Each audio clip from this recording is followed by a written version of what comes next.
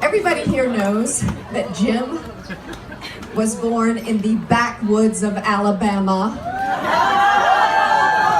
75 years ago today.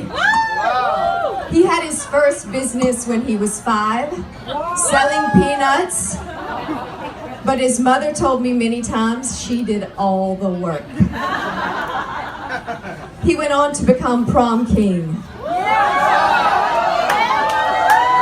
And he won 2 scholarships, the first to Yale and then to Balliol, where he received his first Guinness record for coxing the Oxford boat to the win in the Oxford-Cambridge boat race.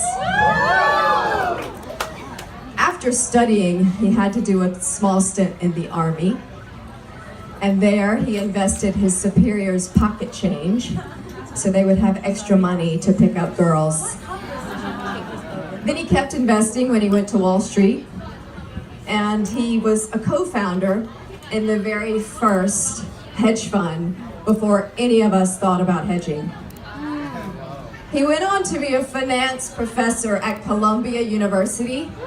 Do you know why? So he could get lifetime access to the squash and tennis courts. After he visited at Columbia, he took plumbing lessons. And the reason was because New York City plumbers were far too expensive. Then he enrolled in sewing classes so he could meet girls.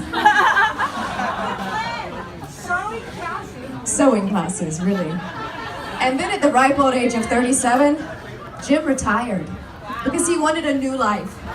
And he took off on his motorcycle, and he drove across China, and then he drove around the world for his second Guinness record. Over the last 21 years, Jim and I have had some pretty grand adventures too. We also went around the world. We visited 116 countries, over 1,001 days, but who's counting?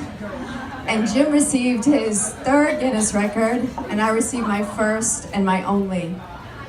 After that, we rested for a little while in New York, and then we decided we were gonna ditch the Big Apple. And where did we want to go? Singapore! Well, I'm delighted you all are here. I just got off an overnight flight from China last night, so I'm barely awake, but I guess you've waked me up now.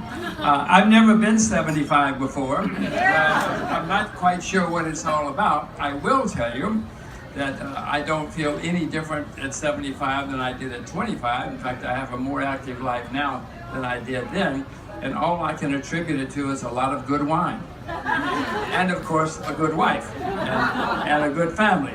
So I would urge all of you to get a good spouse, and or find a lot of good wine. Drink as much good wine as you can, and you will probably live to 175.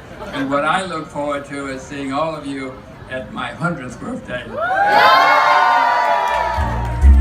You're the time of the Derby winner.